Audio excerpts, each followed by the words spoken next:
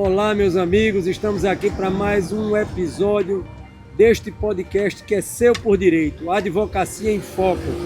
Esse podcast é uma produção da Conexão Política, que é um portal que está em todas as redes sociais. Nós temos mais de 3 milhões de seguidores e mais de 30 milhões de acessos por mês. Aqui no Conexão Política você tem uma informação precisa e segura, confiável. Como vocês sabem, esse podcast ele tem um formato um pouco diferente. O formato dele é andar em todas as cidades do Distrito Federal, em todas as regiões administrativas, para entender qual é a dificuldade da advocacia, como está a advocacia em cada cantinho do nosso quadrado.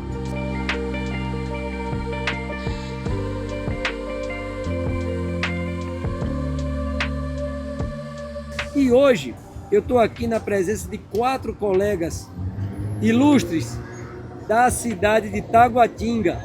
Você que votou em Taguatinga para ser o próximo episódio, acertou. Aqui em Taguatinga nós temos mais de 4.500 advogados inscritos. E hoje eu estou aqui, pessoal, isso é uma coisa inédita, tá? Inédita. Primeira vez que senta aqui nessa mesa um advogado que tem mais tempo de OAB que eu. Eu tenho 26 anos de OAB, como vocês sabem.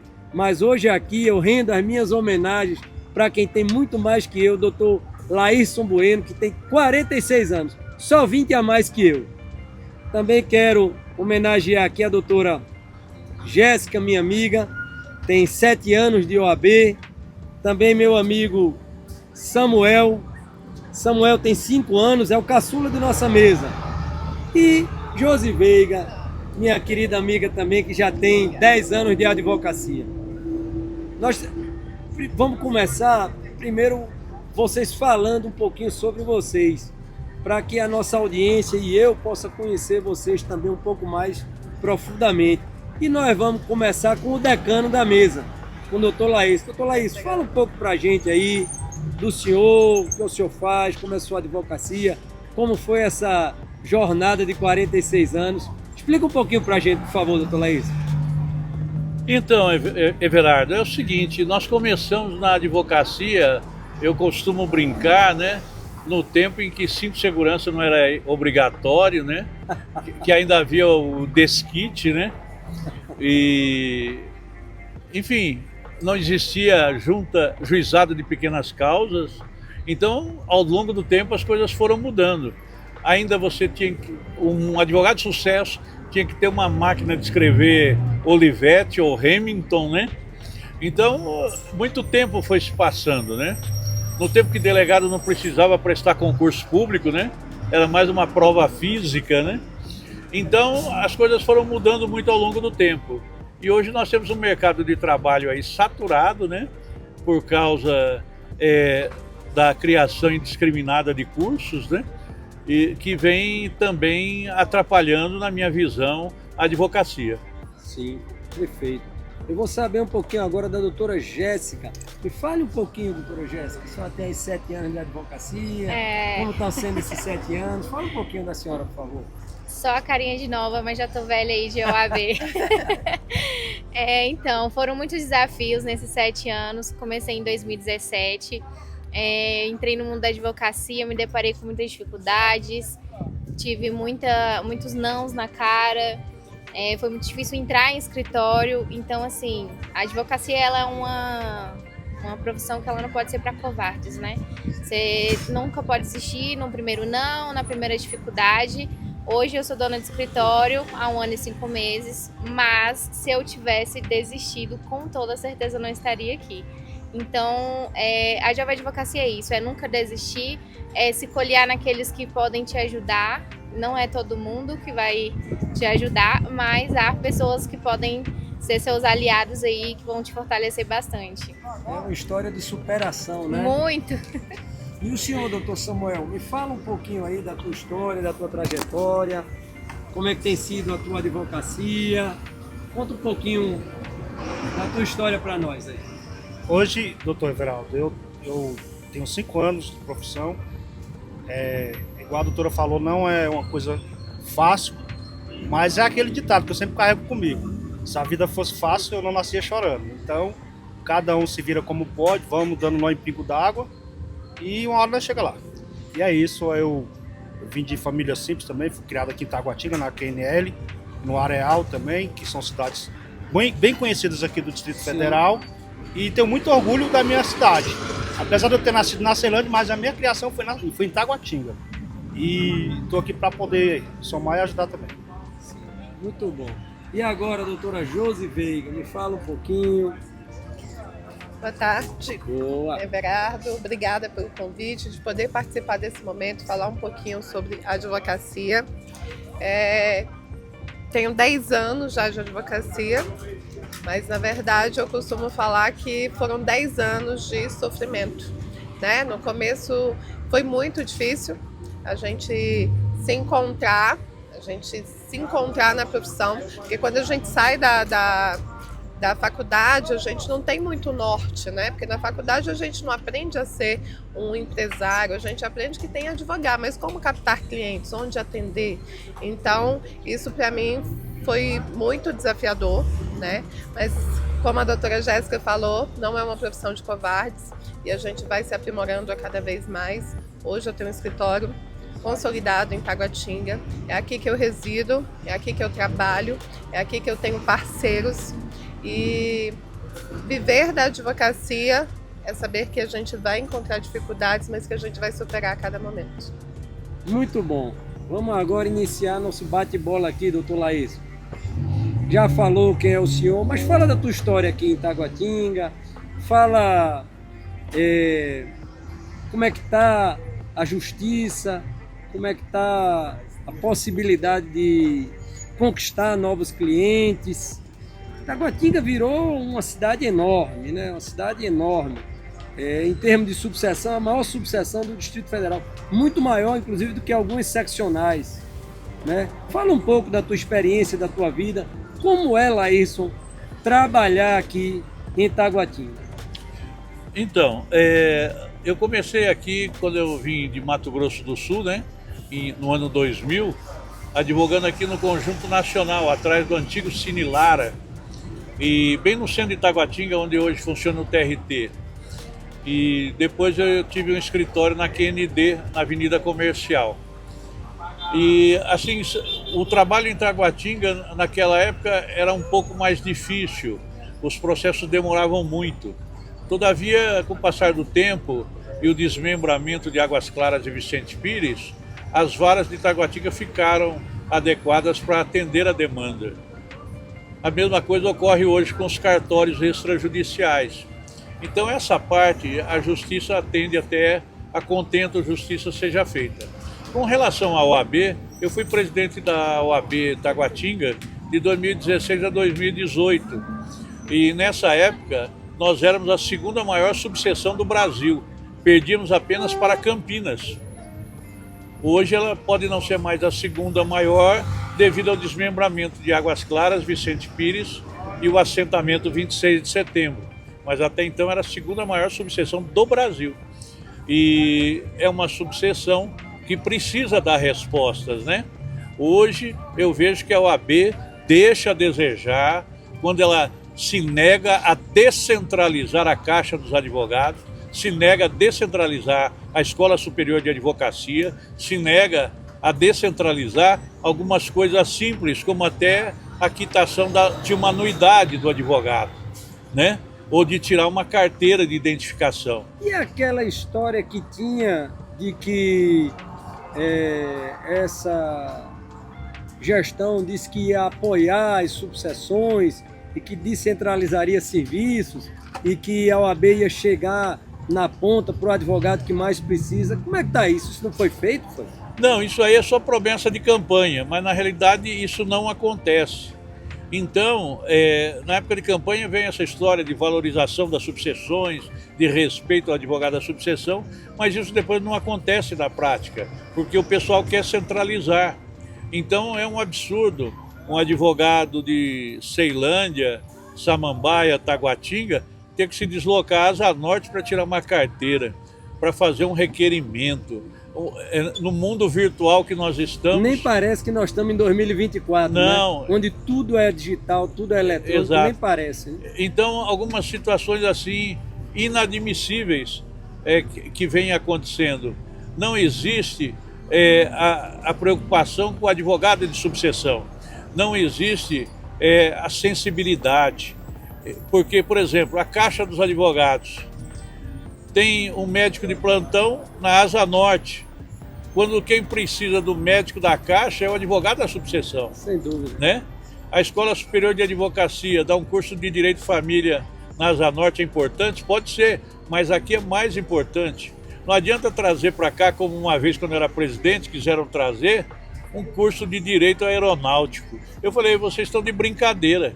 Taguatinga não tem nem avião e nem aeroporto, né? Então, assim, algumas coisas assim fora da realidade. Outra coisa que eu queria saber, e aí isso vai um pouco pela tua experiência, pelos teus anos de OAB, e eu sei que está no sistema há muito tempo, já foi presidente aqui nessa sucessão. Como é que está a jornada dos mais experientes? Dos 50 a mais. Eu já sou 50 a mais.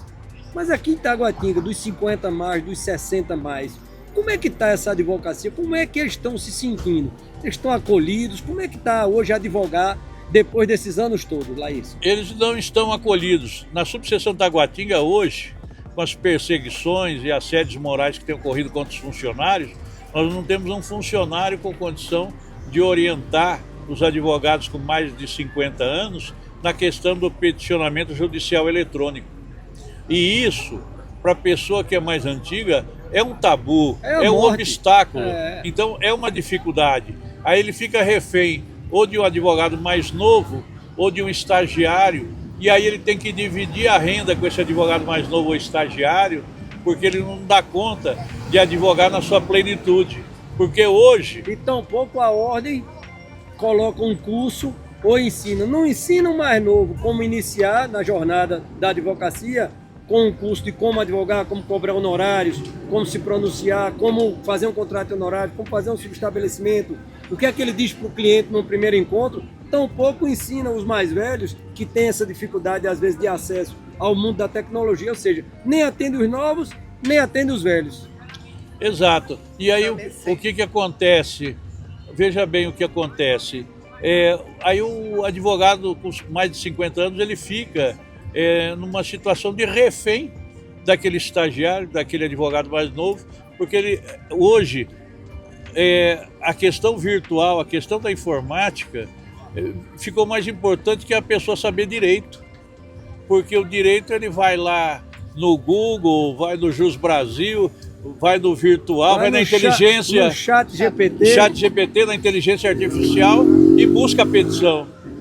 Então hoje o advogado ele tem que ser mais de informática do que de advocacia. Eu digo uma coisa, doutor Bueno, sobre esse tema aí, é o seguinte, essas tecnologias têm que ser assimiladas por nós advogados. Claro, porque não dá para a gente tapar o sol com a peneira. Então nesse aspecto a gente se atualizou. Então a gente tem que se atualizar.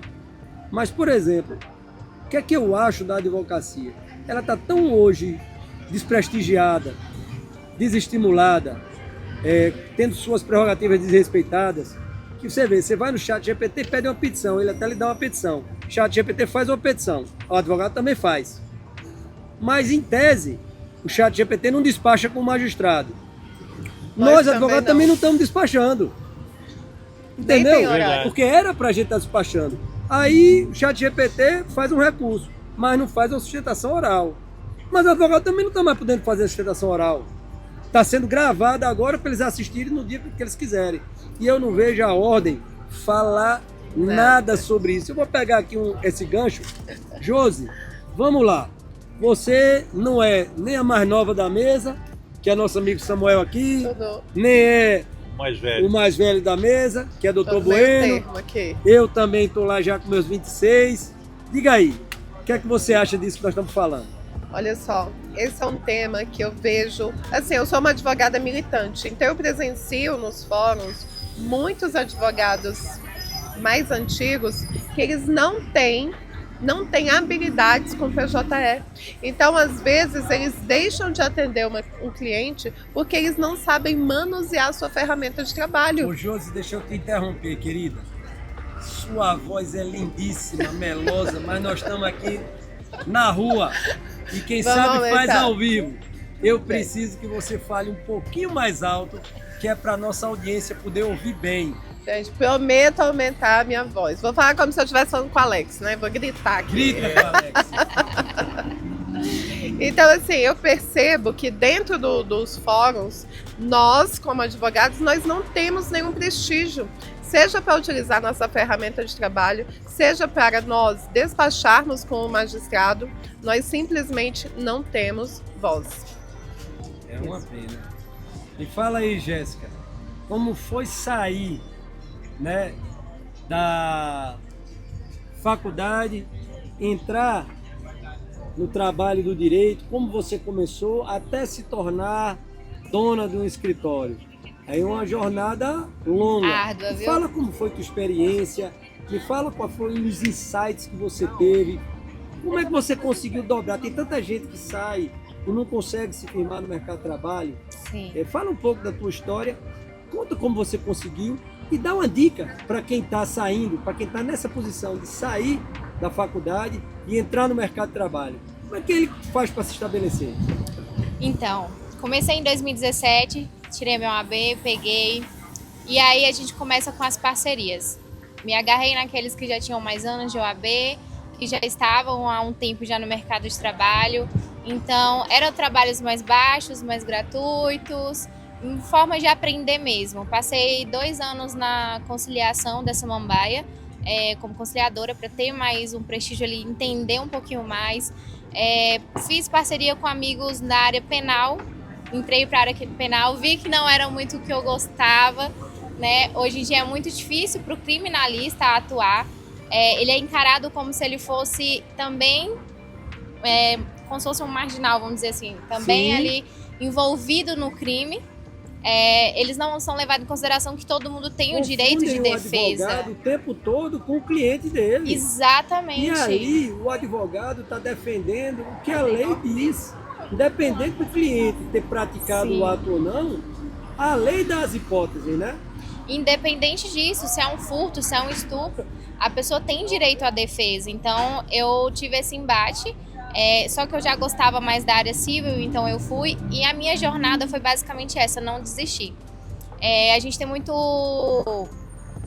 dificuldade de precificar o nosso serviço no início, de ter a valorização de ser advogado. Ninguém quer pagar advogado, todo mundo precisa de um advogado, mas ninguém quer pagar um advogado. Deixa eu te falar nesse aspecto aí, eu tenho até uma tese que vou perguntar para os 4, basta balançar a cabeça para mim, tá?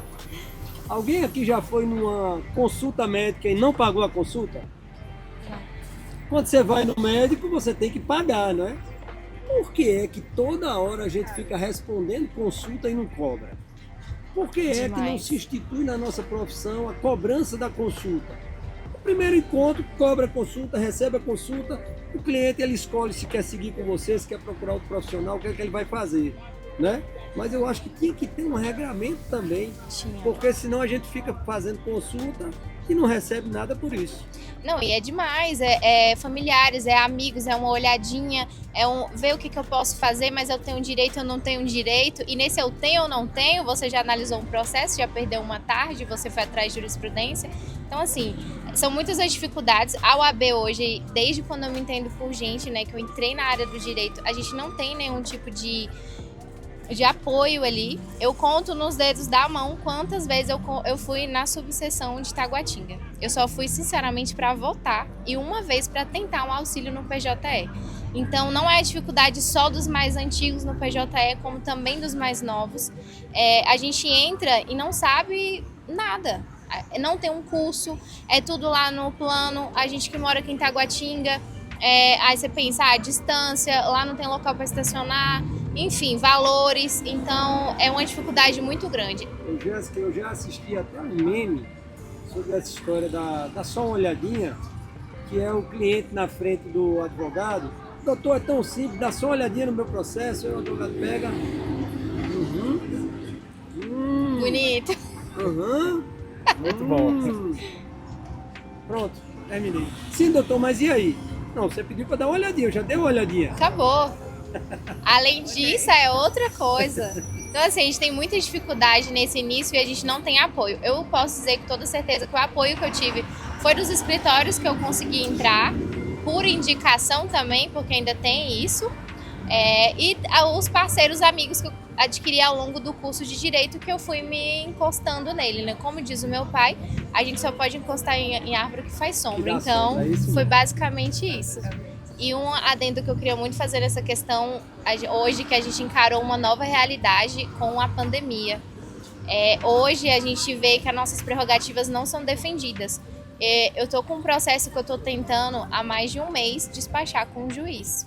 E nada é feito. A senhora tem que marcar, tem que ver um horário. Nós entramos em contato com você, não é nós que... eu quero, já ligo e já marco. Não. Tudo bem, deixa o seu telefone e nós entramos em contato. Então hoje é muito difícil você despachar, você ter um acesso a um juiz. É algo que é surreal. E todo mundo calado, ninguém faz nada. É ridículo. Doutor Samuel, o senhor é o nosso caçula hoje aqui na mesa, se é que a gente pode chamar assim, né? Com todo respeito, que é uma brincadeira carinhosa. Me fala aí tuas dificuldades, me fala um pouco, a gente conversou um pouco antes desse bate-papo, você me contou um pouco da tua história de vida, que é uma história de vida linda, história de vida de superação, né? As dificuldades que você passou, tanta gente passa por dificuldades, mas você é um vencedor. Conta um pouco da tua história de vida e ao final fala um pouco de como você fez para superar e se tornar o advogado que você é hoje.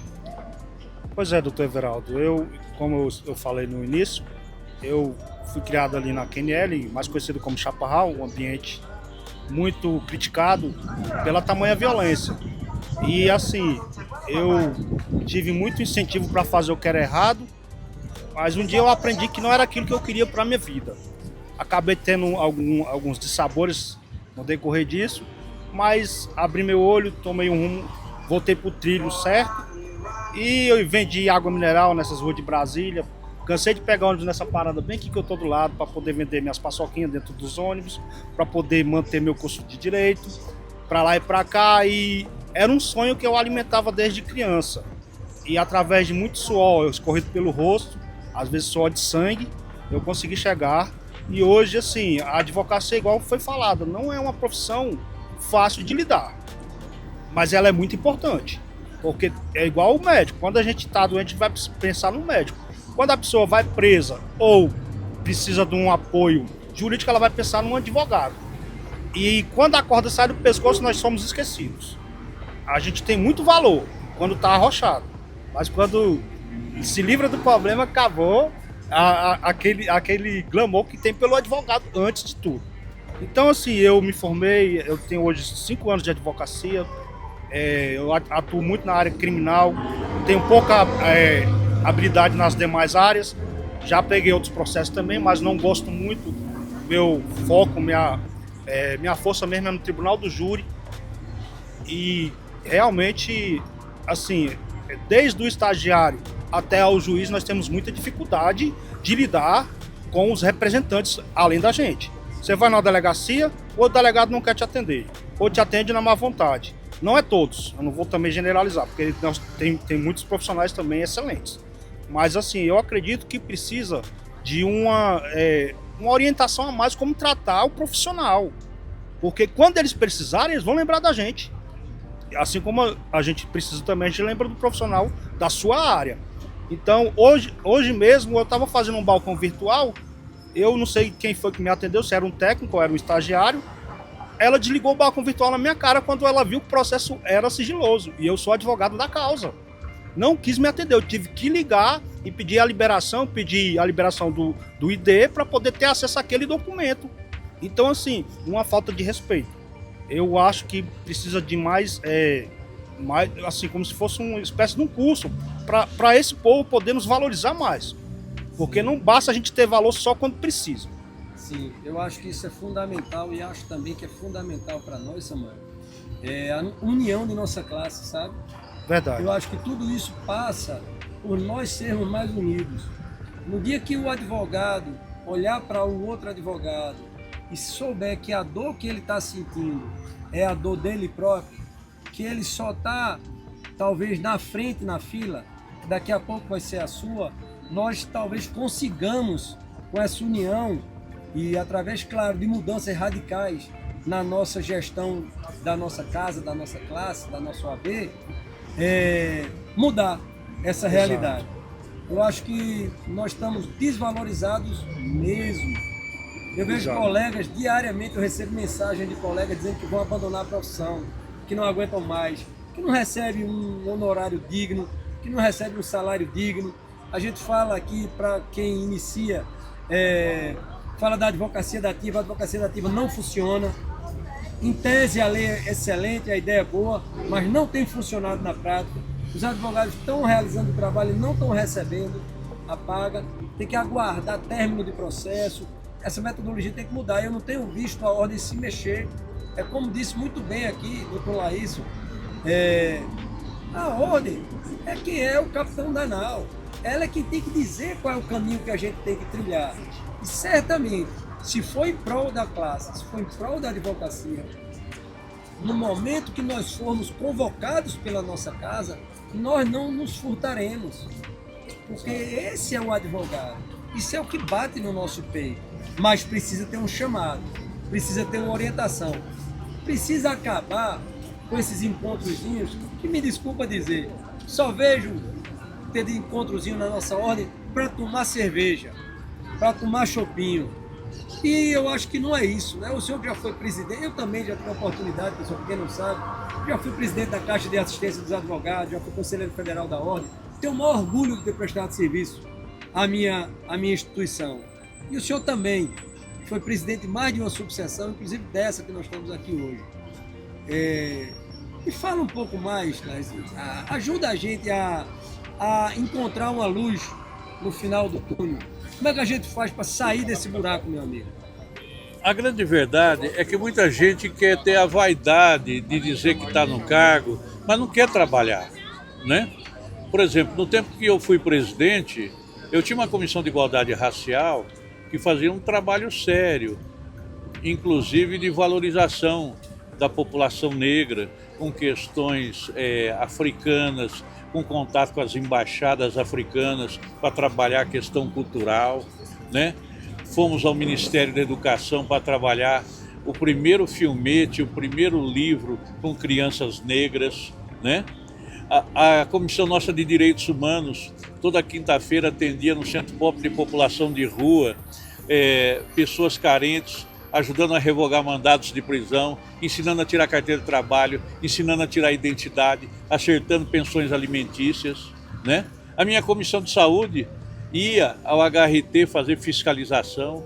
Então, anualmente... Ou seja, trabalho tem. Tem, basta querer. O problema é que o pessoal quer só tirar selfie e tomar vinho Mioranza, né? Não é nem vinho de tanta qualidade, né? Ou chopinho. E acha que isso, né, resolve. Não é. Não resolve. Não. Para resolver tem que ter uma atitude séria. Para resolver tem que quem está na gestão querer. Trabalho tem muito. A sociedade precisa. As nossas instituições estão em xeque. Nossa democracia está em xeque. Decisões arbitrárias têm ocorrido aí diariamente, né? Abuso de poder diariamente.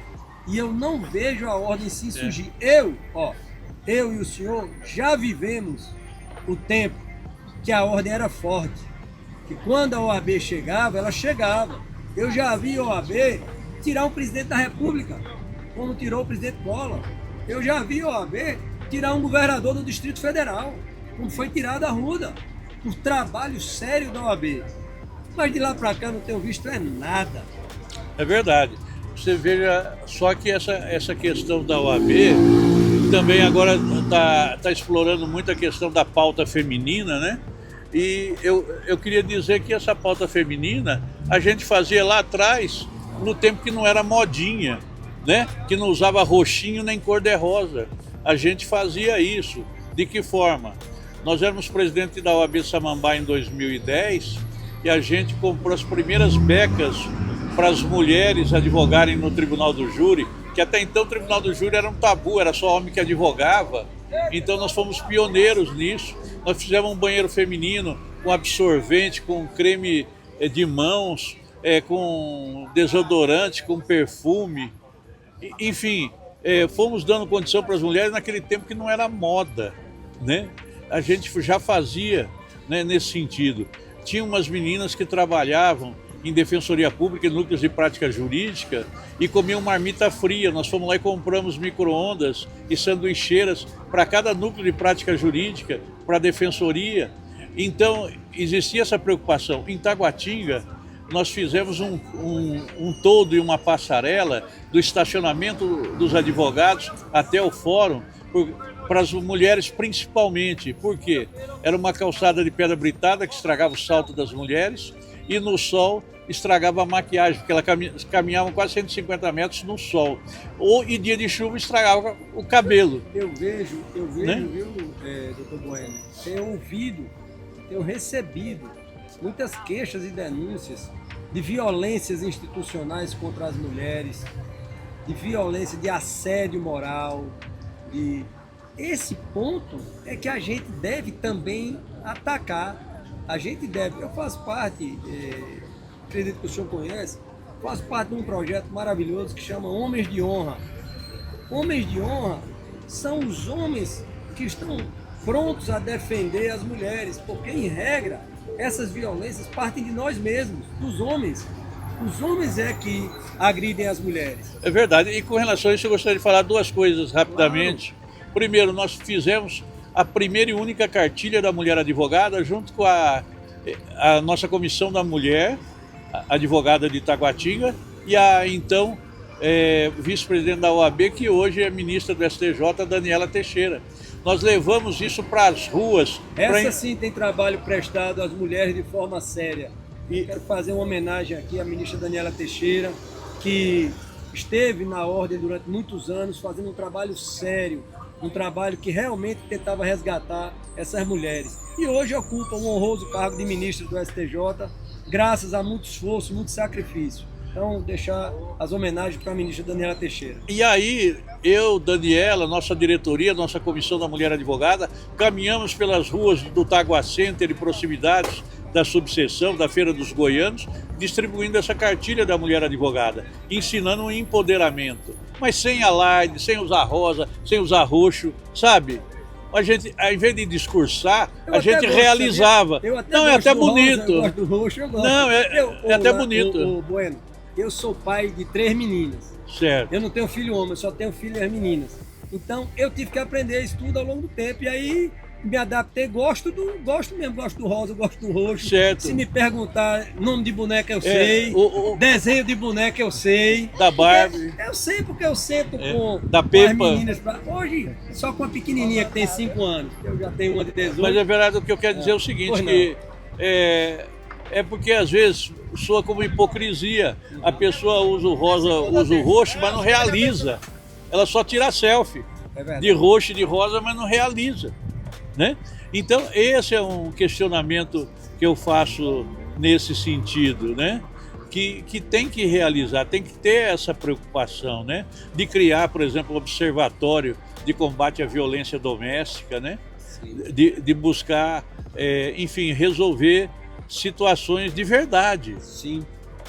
Mais Bom, ação, né? Sim, é isso. Pessoal, eu quero agradecer muito vocês terem vindo aqui. Foi excelente esse bate-papo. Nós temos que voltar depois aqui a Taguatinga, porque tem muita coisa que ficou por falar, que nós não conseguimos discutir hoje. Nós vamos voltar e agradeço a vocês aí da nossa audiência, que votaram em primeiro lugar para que fosse em Taguatinga hoje esse nosso programa. Foi um programa muito instrutivo. E olha, fica ligado, vota aqui embaixo para escolher qual é a próxima cidade que nós vamos fazer o nosso programa, que, como vocês sabem, ele é itinerante, para conhecer a advocacia real, a advocacia na ponta, e não aquela advocacia de contos de fadas e das mansões. Muito obrigado pela audiência.